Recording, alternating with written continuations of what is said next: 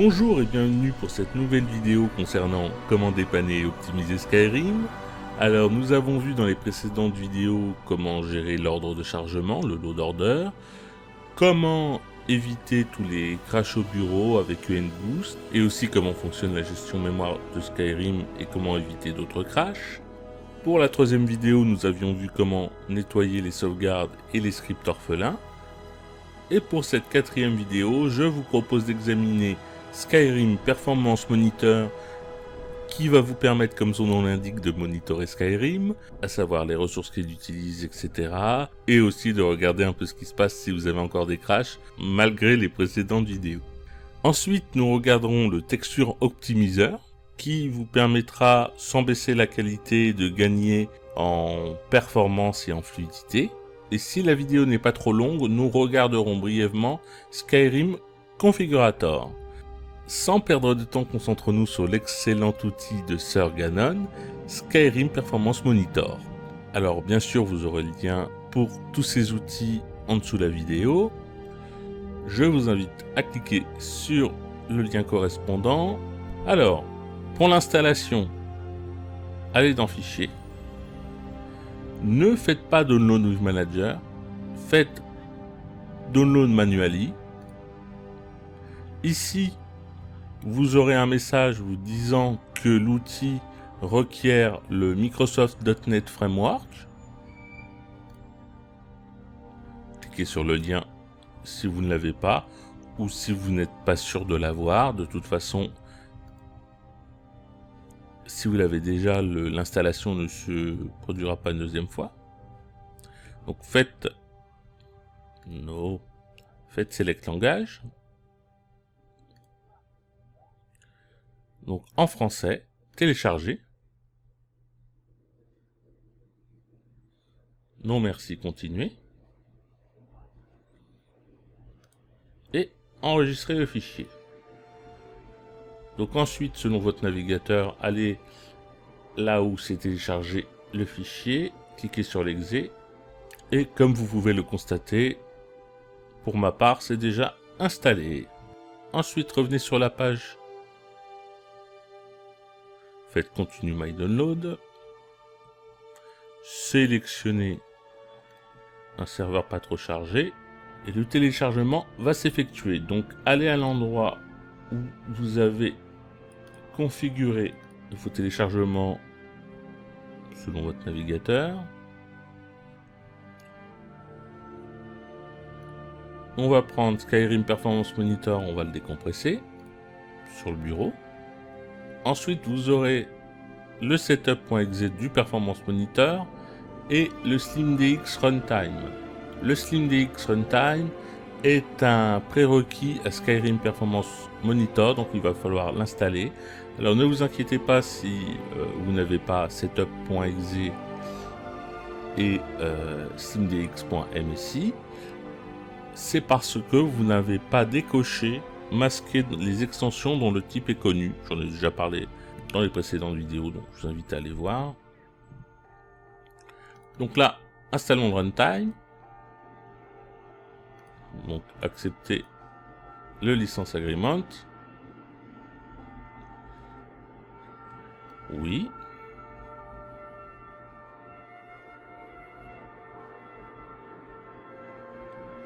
Finish. Maintenant, nous sommes prêts à installer le Performance Monitor à proprement parler. Donc voilà. Suivant. Installez-le où vous le désirez. Donc, laissez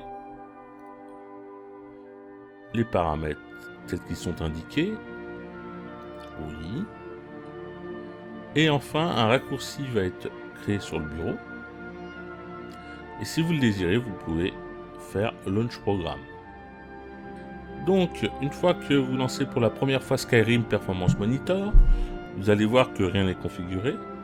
Donc, pour ce faire, cliquez sur le bouton Setup, allez dans Primary Gaming Video Card, sélectionnez votre carte vidéo, et maintenant nous allons devoir remplir ces trois éléments. Le premier, c'est où se trouvent les fichiers ini de votre Skyrim. donc faites Search.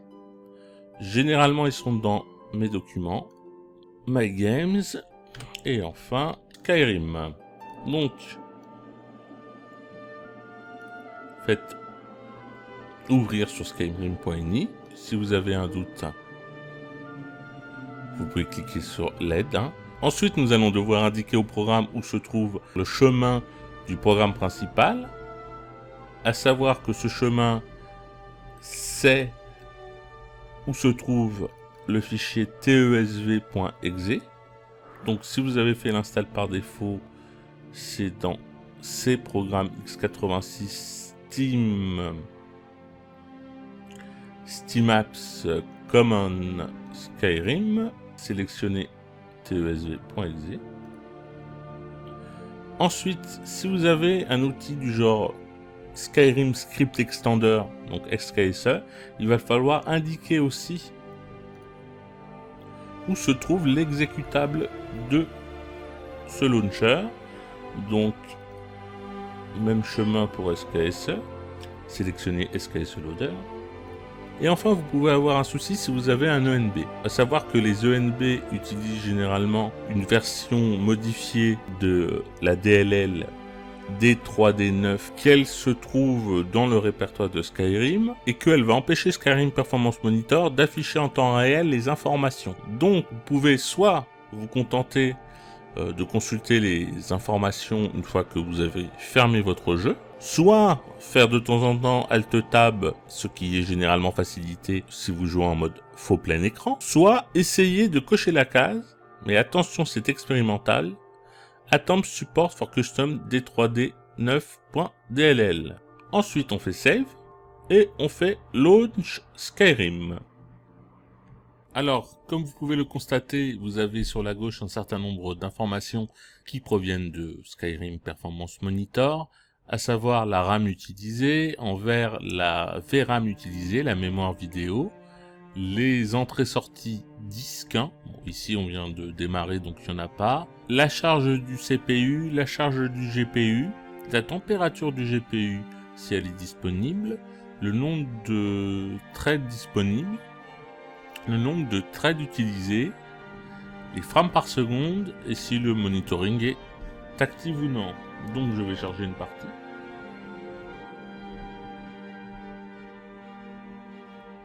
Alors il est à noter que mes FPS sont faussés puisque pour les besoins de l'enregistrement, j'ai limité à 30 FPS.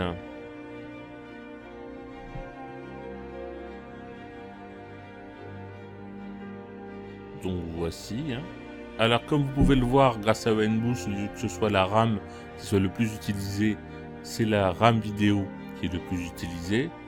Et ce, sans utiliser aucune modification graphique due à l'ENB. Donc je le répète, ONBoost, c'est utiliser la RAM vidéo afin d'éviter le crash à 3.1 Go sans utiliser de modification graphique. Ce que vous avez à l'écran, c'est le résultat de mes différents modes. Donc je vais à présent quitter le jeu et revenir au bureau. Et voilà, nous avons un Skyrim Performance Monitor installé et fonctionnel. Nous allons maintenant passer à Skyrim Optimizer Texture.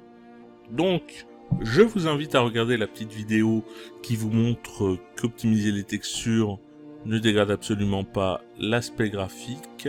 Mais avant de rentrer dans le vif du sujet, je tiens d'abord à faire quelques remarques. La première, c'est que si vous jouez en très haute résolution et que vous avez des textures très haute résolution, il est donc à supposer que vous avez la machine qui va avec, l'optimiseur de texture peut effectivement dégrader votre aspect graphique. Ne vous inquiétez pas, comme nous allons le voir, il y a un backup qui est fait et au pire, vous pouvez, si le résultat ne vous convient pas, désactiver le mode dans votre Nexus Mode Manager, donc votre pack de textures, si vous l'avez installé avec Nexus Mode Manager, vous le désactivez, vous le réactivez et voilà, vous aurez vos textures comme elles étaient au début. La deuxième remarque que je voulais vous faire, c'est qu'il y a quelques textures qui ne sont pas compatibles avec cet outil. Donc, à moins que vous ayez installé 70 000 packs de textures. Si comme tout le monde vous en avez installé 1, 2 ou 3, ainsi que quelques textures pour le sang, le feu ou ce genre de choses, je vous invite au préalable à aller lire les descriptions de ces packs de textures pour voir si quelque chose est signalé. Mais au pire du pire, si vous voulez y aller à la sauvage, ne vous inquiétez pas, vous pouvez soit utiliser la sauvegarde qui sera faite par l'optimiseur texture, soit désactiver et activer le mode pour retrouver les textures originelles. Ceci étant dit, nous sommes donc sur la page, nous allons dans Fichier. Comme d'habitude, Download Manually. Vous pouvez voir qu'il y a un certain nombre de prérequis. Donc ici, nous avons DirectX en prérequis, Microsoft.NET Framework 4. DirectX, vous devez l'avoir dans votre système, hein, pas d'inquiétude. Le framework, vous devez l'avoir maintenant installé si vous avez installé Skyrim Performance Monitor. Sinon, si vous voulez juste l'optimiseur de texture, je vous invite à revenir un peu en arrière sur la vidéo pour voir comment il s'installe. Ensuite, nous avons le Microsoft Visual C++ Runtime 2010. Nous avons deux versions, la version 32 bits et 64 bits. Je vous invite à sélectionner la version qui correspond à votre système d'exploitation. Pour ma part, ce sera 64 bits. À sélectionner français. Et à faire download. Donc, télécharger. Enregistrer le fichier. Ensuite, l'exécuter. Et comme vous pouvez le voir si vous avez ce message d'erreur, tout comme moi, c'est que c'est déjà installé. Sinon, suivez les instructions, faites suivant, c'est assez simple. Ensuite, continue with my download.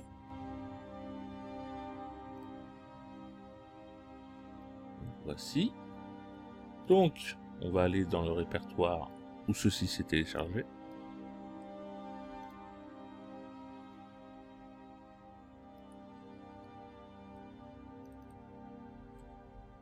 Et maintenant, nous pouvons l'exécuter. Alors, vous avez ici un certain nombre de possibilités. Ce que je vous invite à faire, c'est laisser comme c'est. Faites minimum safe. Sélectionnez le jeu. Skyrim dans notre cas. Ne cochez pas BSA. Laissez les valeurs par défaut. Dans l'onglet More Extra, vous avez une case très importante qui est cochée par défaut. Vérifiez bien qu'il soit coché, c'est Make Backup. Donc, en gros, une fois les opérations terminées, un backup sera fait.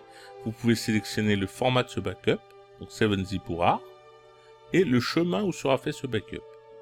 Donc, il va falloir faire ça à la main. F, texture backup. Et ensuite, ne pas oublier de bien sélectionner le bon répertoire, où se trouve Skyrim,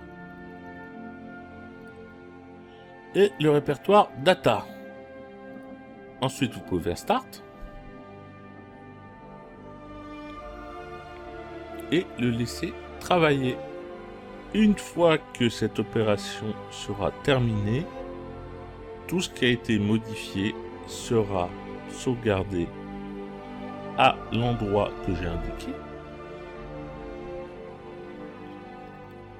Donc, je vais là où j'ai indiqué, donc dans mon cas c'est F, texture backup, et là un RAR a été créé.